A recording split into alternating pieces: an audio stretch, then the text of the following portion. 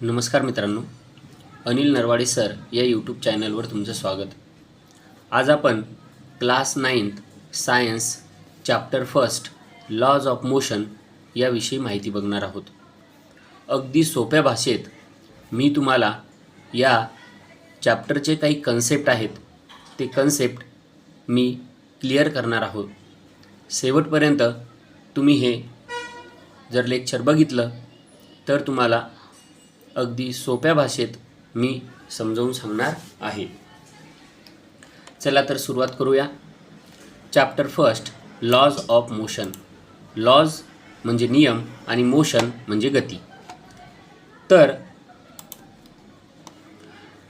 गतीविषयीचे जे नियम आहेत ते नियम आपण बघणार आहे. याच्यामध्ये पहिला जो पॉईंट आहे तो आहे मोशन, त्यानंतर डिस्टन्स आणि डिस्प्लेसमेंट, त्यानंतर ॲक्सेलरेशन आणि त्यानंतर Newton laws of motion and related equation. चला तर सुरुवात करूया. Motion of an object. एखादी ऑब्जेक्ट जर असेल तर ती मोशनमध्ये आहे की नाही आहे हे जर आपल्याला ओळखायचं असेल तर खाली काही एक्झाम्पल तुम्हाला दिलेले आहेत. The flight of a bird, a stationary train, leaves flying through air, a stone lying on a hill. पहिलं आहे पक्षी जो आहे तो पक्षी उडतोय. तर दुसरा आहे स्टेशनरी ट्रेन, थांबलेली ट्रेन आहे. तिसरं लीव्स फ्लाइंग थ्रू एअर, जे पानं आहेत ते हवेमुळं उडतायत. आणि चौथं अ stone lying on a hill, एका हिलवर एक स्टोन ठेवलेला आहे. तर आपल्याला हे जे एक्झाम्पल तुम्हाला दिलेले आहेत या एक्झाम्पलमध्ये हे जे ऑब्जेक्ट आहे ते मोशनमध्ये आहे की नाही आहे हे जर ओळखायचं असेल तर आपल्याला खाली एक मोशनची डेफिनेशन दिली बघा. इफ द पोझिशन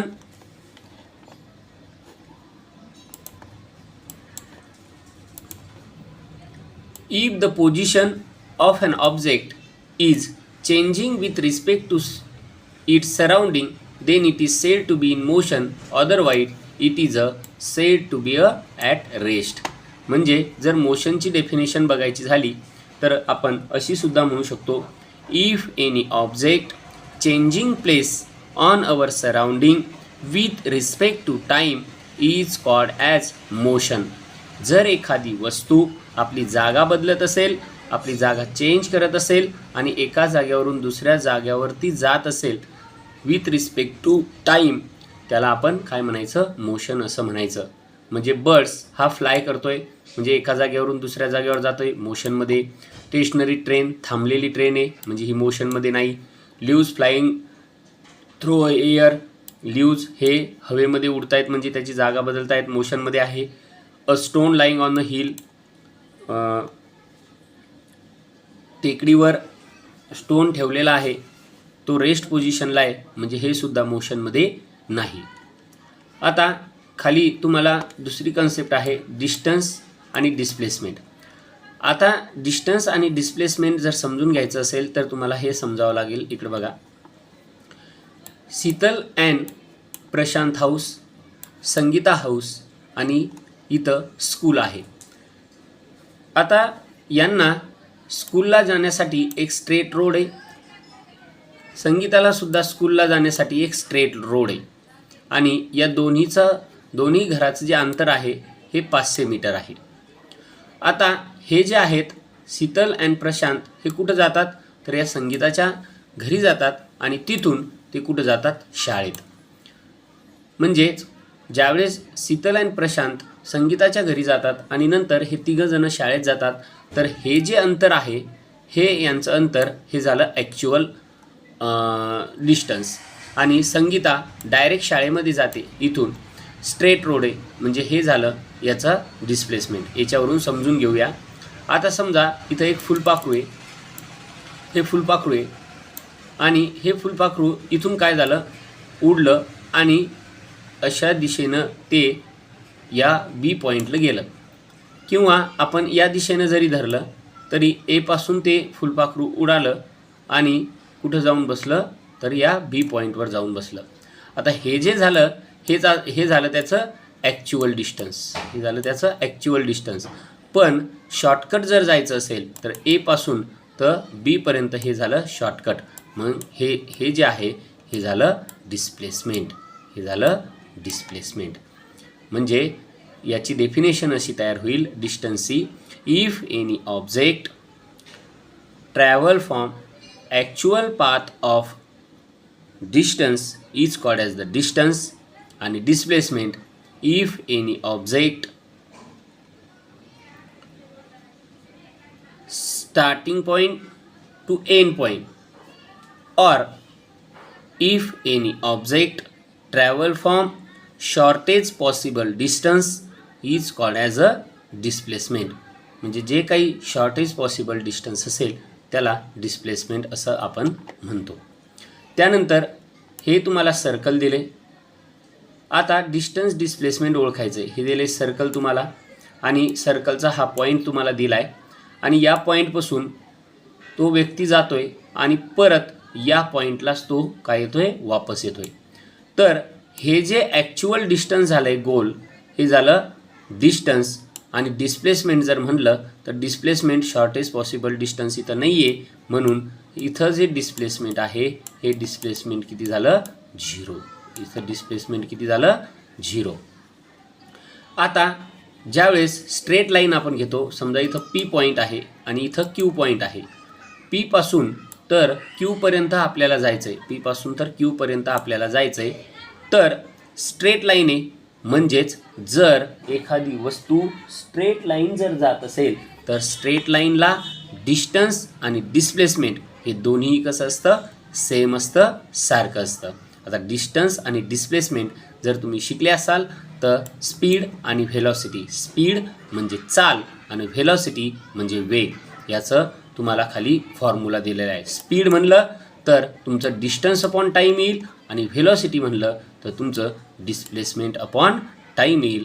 आणि याचं जे एस आय युनिट आहे हे एस आय युनिट आहे मीटर पर सेकंद आणि सी जी एस सिस्टीम त्याची आहे centimetre per second, centimetre gram second असं ते असतं.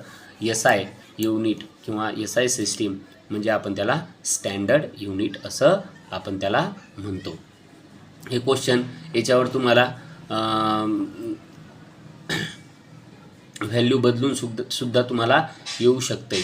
याच्यात तुम्हाला ॲव्हरेज व्हेलॉसिटी आणि ॲव्हरेज स्पीड काढायचं तुम्हाला सांगतात. ॲव्हरेज व्हेलॉसिटी आणि ॲव्हरेज स्पीड म्हणजेच आपण इथं काय देतो, फक्त टोटल ॲव्हरेज व्हेलॉसिटी काढायची असेल तर total displacement upon total time आणि ॲव्हरेज स्पीड काढायचं असेल तर total distance upon total time आपण घेत असतो.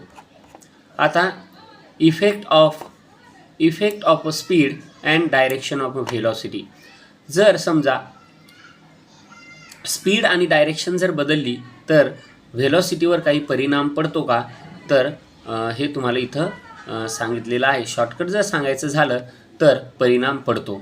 जर स्ट्रेट लाईन जर जात असेल, एखादी गाडी जर स्ट्रेट लाईन जात असेल तर motorcycle speed increase or decrease but direction remains unchange. Direction जर अनचेंज झाली, डायरेक्शन जर चेंज झाली नाही तर इफेक्ट ऑन द व्हेलॉसिटीवर परिणाम पडतोच.